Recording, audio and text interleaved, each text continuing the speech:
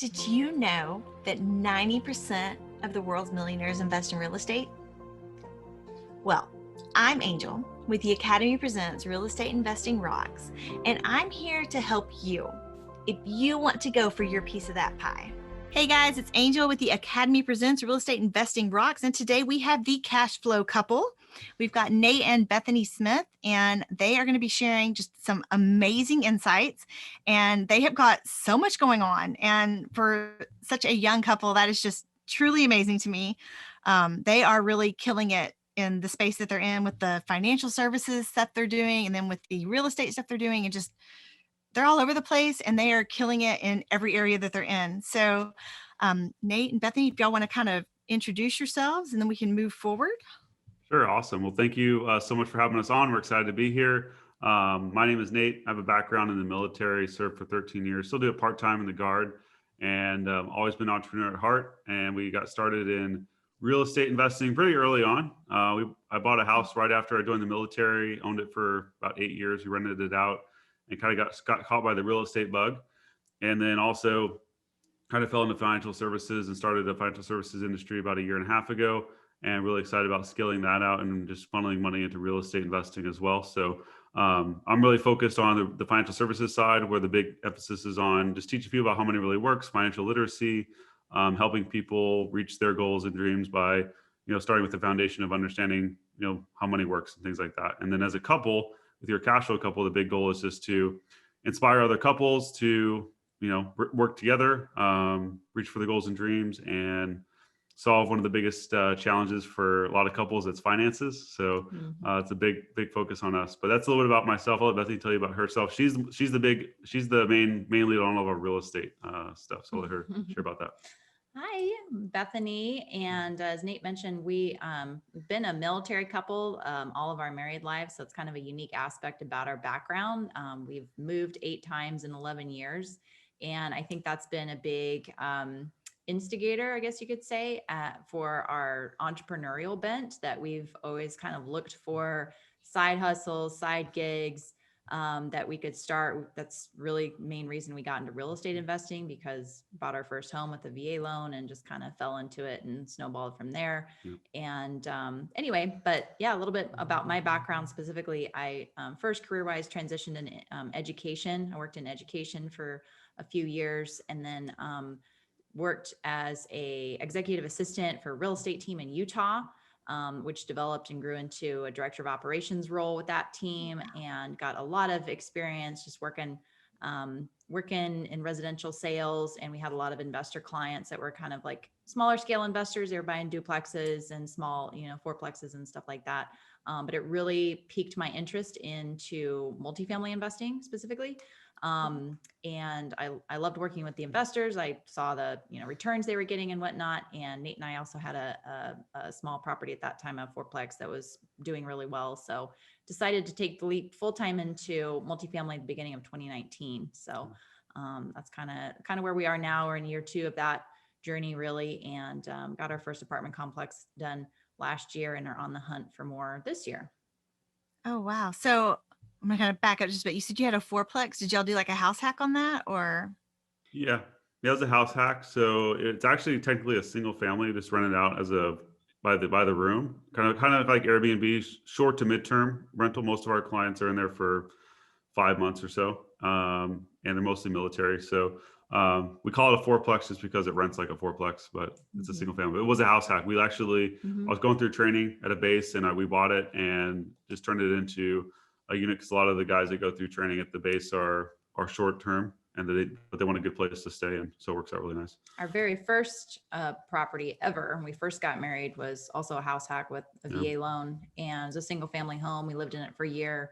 It had been a foreclosure, so we did a lot of cleanup. I remember finding like dead frogs in the windowsills and whatnot. Needed a lot of work, but it was a fun project, and kind of dipped our toe in real estate investing. We were reading Rich Dad Poor Dad by Robert Kiyosaki at the time, and that just started to click for us. So we've had a pretty long interest in real estate investing. It's just looked a little different over the years. Oh, cool. Yeah. So being in an Air Force town, and then I actually grew up in Central Texas, right next to Fort Hood. Okay. So we've had a lot of military people in and out of our lives. And as an adult now, I have a lot of military wives that are friends of mine. Mhm. And one of the things and even just, we have a lot of like students here, but they're not students, like, because we're in Wichita Falls. And so there's a lot of the, I guess, the plane instructors. So a lot of the classes come in. Yeah. And so we get a lot of the young airmen. And when they come across, and I'm talking to them like, you need to be buying a house every time you get PCS. Every time you PCS, you gotta buy another house. And they're like, what? I'm like, this is like the only time in your life when your personal residence can be good debt. Yeah. And they're like, Yeah. what? I'm like, good debt that somebody else is paying for, but it benefits you. Like, Yep. even if it doesn't cover the whole house payment, your housing allowance is going to cover part of your house payment. So that little piece gets to be good debt. Yep. And like, I'll get a few of them on board, and then they take advice from someone that isn't where they ultimately want to be, that talks them out of it. And I'm just like, Yeah. all right, I tried to Yeah. help you. I don't know what else to do. Yeah. That's a good, interesting point. That's one of the number one things that we've been laser focused on is we only listen to people that are where we want to be. If they aren't where we want to be, then I'll listen to you, but it's a grain of salt, because, if you haven't done what I want to do, why am I going to listen? But I don't think that's easy to learn. No, it's challenging. And I think it runs very counterintuitive, because you want to listen to your parents and you want to listen to your family. Yep. But a lot of times, unless you've grown up in a successful family or an entrepreneurial minded family, they are not at the outcome you want to have. And Right. so you feel kind of torn. Yeah, that's been a challenge for us, but our families finally come around, and they're like, oh, they are who they are, and they're going to do their thing. And now they're like, oh, well. They call it blowing and going. Yeah, blowing and going. They call it. We're always going. Well, one day when you've got your empire, they're gonna rethink that. Oh, they will. That's for sure.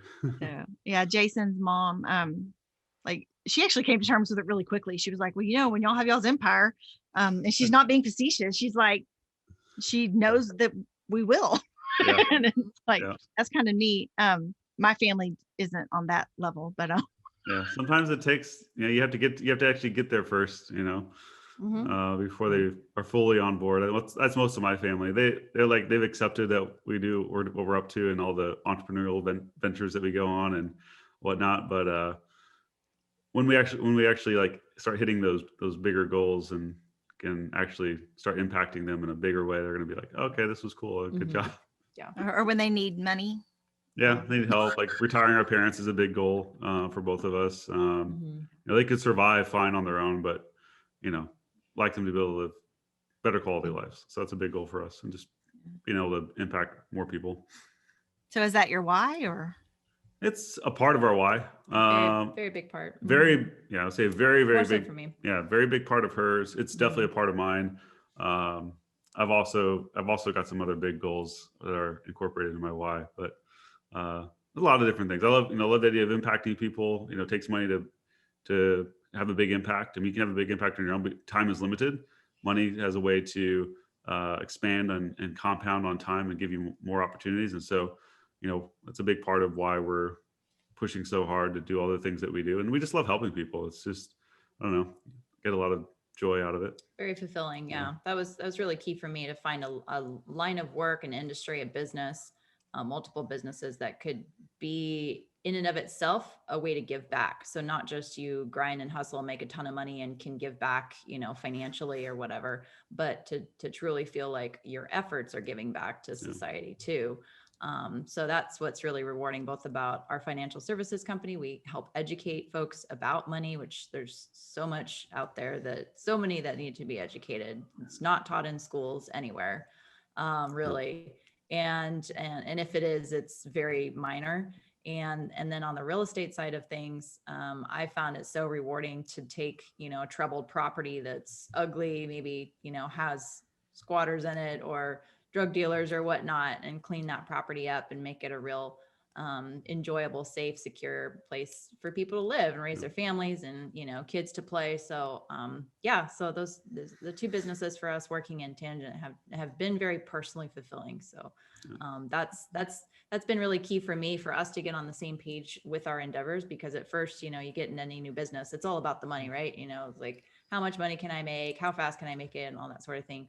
And it took a while for us to get on the same page about what are our goals outside of the money. Money will be great. Want to make X amount, whatever. But when we got on the same page as what do we want to accomplish, whether it's our why or other other goals. And the more we've grown in our personal development, working with our mentors and that sort of thing, it's just expanded your vision as to what you can do.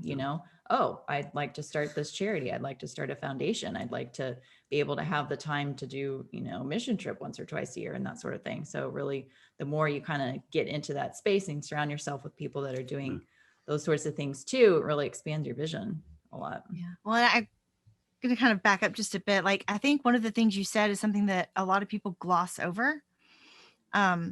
You have to have enough of your finances covered to be able to continue moving on to impact and significance and all of those areas. But I think that people, once they reach a certain point of wealth, they forget that there was that time when I had to be able to pay my bills. And so you do have that. I think it's almost like, it's like a Maslow's money hierarchy or something, but you still have to cover your basic needs. And there is a cash flow amount that has to cover those basic needs. And sure, once you get beyond that, and then you've got that little bit of wiggle room, then you can start looking at, what can I do that's going to make an impact? What can I do that's going to give me significance because I'm helping others? When am I going to get those things? When can I get to those things? And I don't know. It'd be interesting if someone would ever look at that. What is that piece that I think is often glossed over as far as like, and it's not just that financial freedom number, because it's like, you reach a point where your job is optional, but it's not even just that piece, because sure, it's that financial piece, but it's a little bit more too. And then you can move into, I'm comfortable enough. I feel secure enough. I want to work to make an impact. And I think it's a combination of money and time. For sure. Yep. But I often wonder if people are embarrassed to talk about the fact that money was the first thing on their mind. Yeah, I think some people are. One thing I've found, at least a lot of the successful people that I've chosen to listen to or try to surround myself with, is, oftentimes the motivation in the beginning was money, but everyone I've talked to, they have the things, and they definitely don't want to give up the things, but they're like, at this point, the money is pointless. Like it's given me more opportunity to impact more people. That's the piece that gives a lot of the people that I follow anyways, the joy nowadays. One guy I listened to, he talks about how, his whole motivation was fast cars and Lamborghinis and all that type of stuff. He said, and I got it. And now I'm like, I don't care about that anymore. Now all I care about is how can I help people and I think another thing too, is once you get your even on a smaller scale, once you get your finances in order, you don't have a lot of debt, you have, some wiggle room, it just frees up your creativity, because that's one less thing you have to worry about. I find, I talk to people and they're like, oh, money's not everything, all about, and all that sort of stuff. I'm like, but that's all you worry about. I can't pay for this. I can't do this. What if you didn't have to think about that, and you could just think about your creativity and how you can, whatever that is for you. It could be anything, but.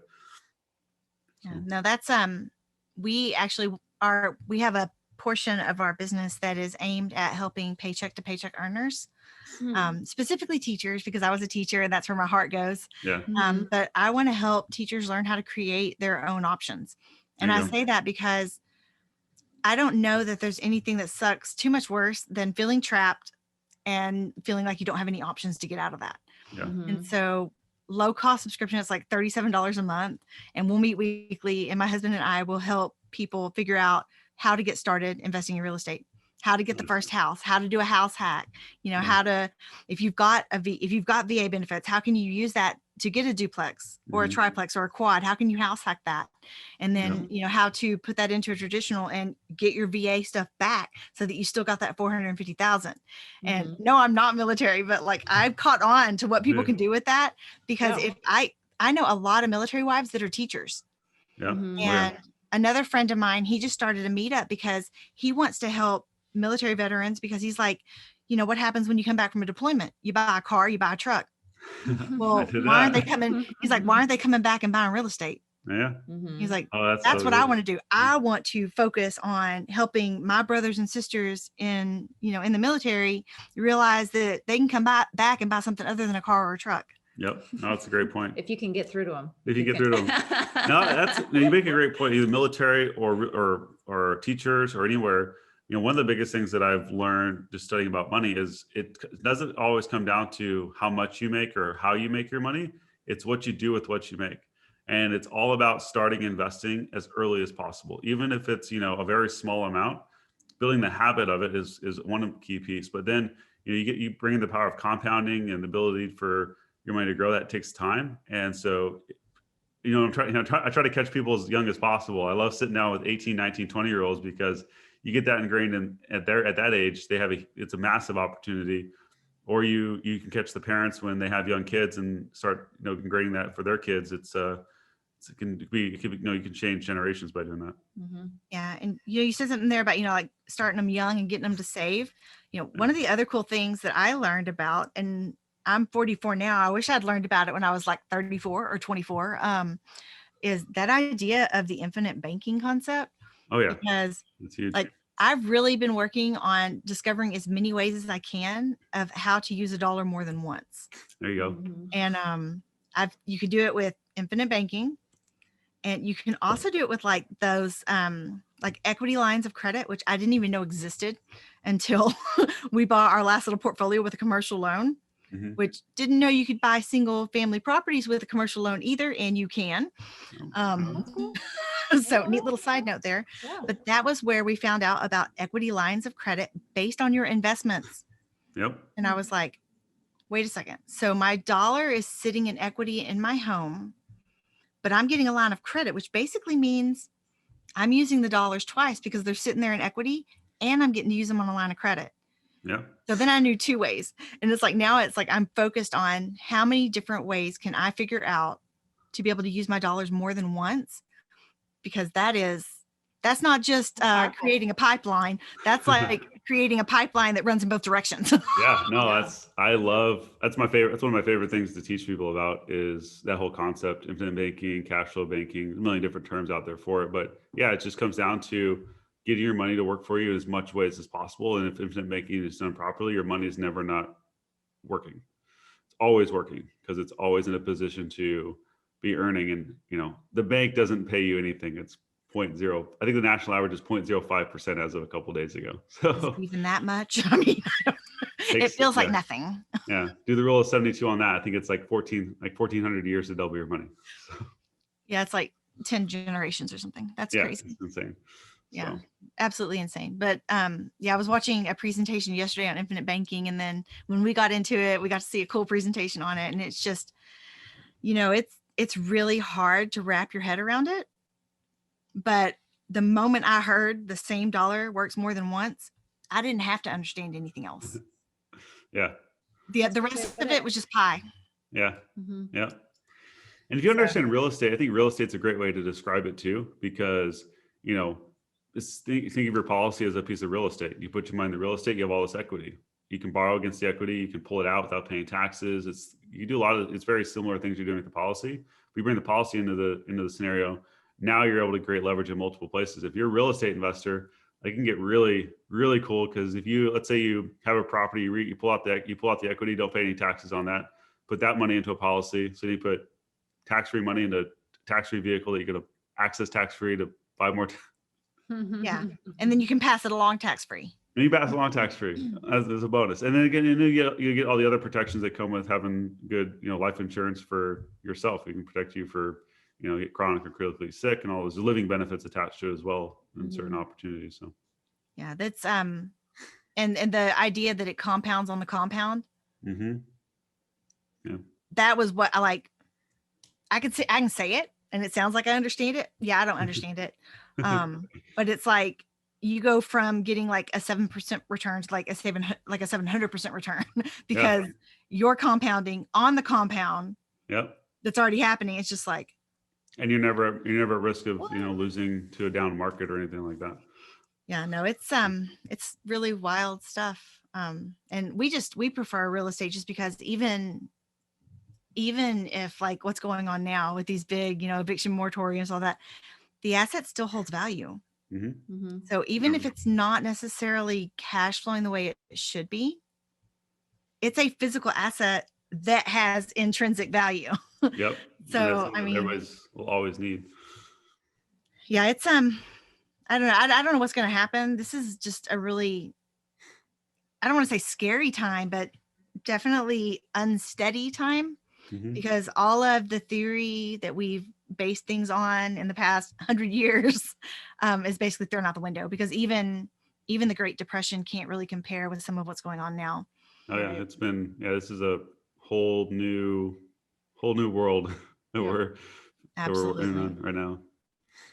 Yeah, we kind of did the absolute no. I don't think we have like any liquidity right now. Because like as an economist, I was like, that dollar, it can't stay where it is with everything going on. It just it can't. And so my husband and I made the decision to put everything we had into assets, because hopefully assets aren't going to lose value. No, not a bad. I mean, it's better than sitting in the bank, because you're losing value. 3 to 4, at least 3 to 4% on conservative inflation numbers. Yeah.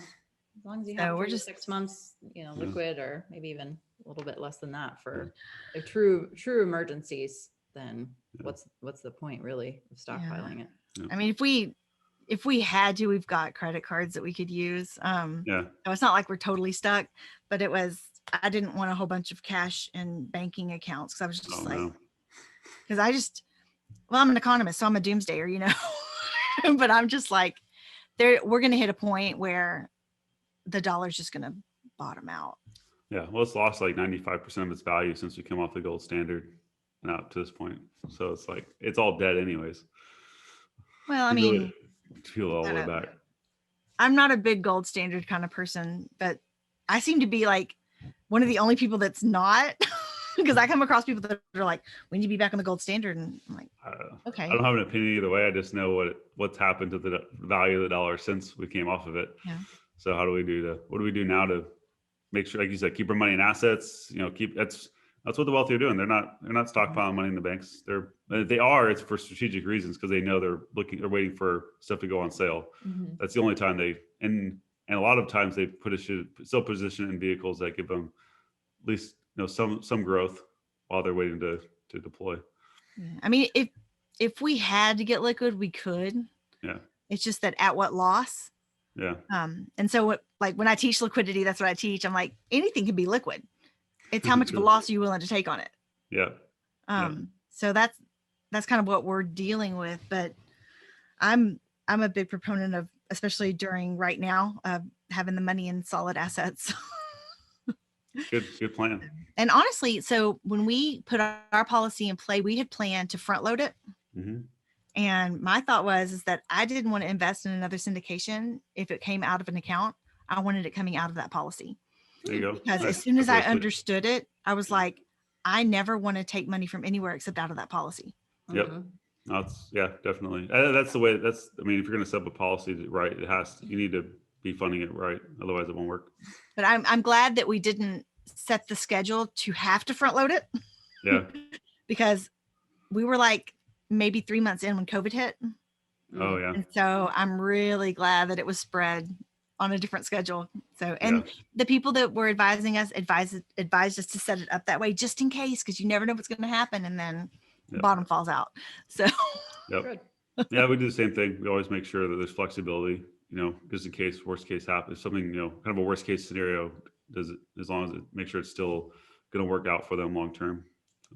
Yeah. So y'all are with the Miliare company, and I think I said it right that time. Miliare Group. Miliare Group. Miliare Group. Okay. Yeah. So how did y'all get involved with that, and like, what are some of the, I guess, products and services that encompasses, and what do you have on your own? And Sure. So, Miliare Group, we're a full service financial services agency. We work with over 100 different companies in the financial services industry. So, companies like Nationwide, Pac Life, Prudential, Transamerica, and a bunch more.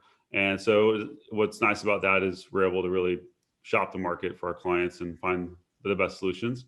So we do all the life and health type products. I do specialize in kind of that cash flow banking, infinite banking strategy. My target clients are mostly real estate investors, business owners, entrepreneurs that need liquidity and that want to leverage their money and not keep it locked up in other types of investment opportunities. But at the end of the day, though, our whole mission is just teaching people about how money really works, putting our clients back to the driver's seat of their finances, and just educating about all their options so they can make educated choices about how they're going to put their money. If they're investing in a 401k, they should understand how that thing works, fees, expenses, all that type of stuff.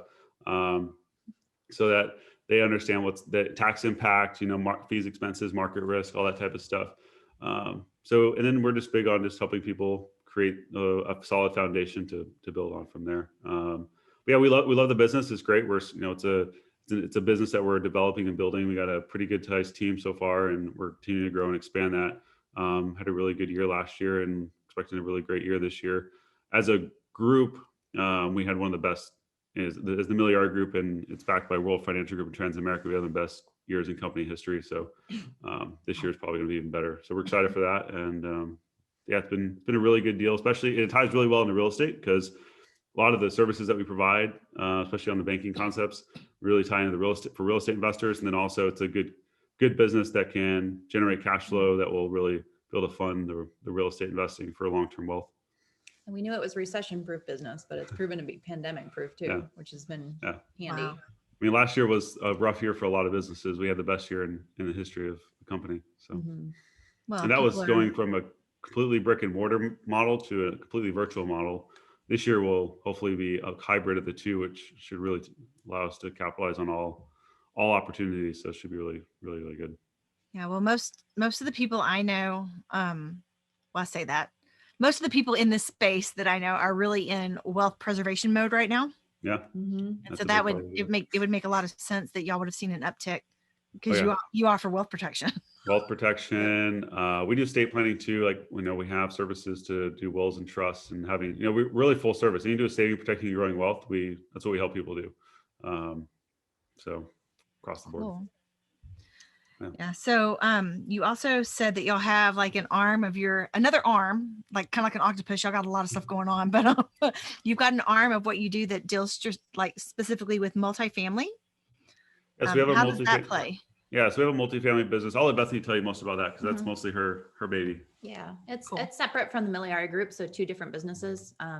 We have a financial services company, and then we have Excel Equity, our real estate investing company. So we target troubled assets, so B or C class in Southern Arizona and also Las Vegas area, and at least usually minimum of like 30 plus units, and come in and renovate those properties and make them clean, safe, stable, bring up the rents by doing basically what's called forced appreciation, or coming in and fixing up the property, bringing up rents to where they should be, where all the other market rents are, and running them really efficiently. So putting in great property management when maybe there wasn't before. Most cases there wasn't before.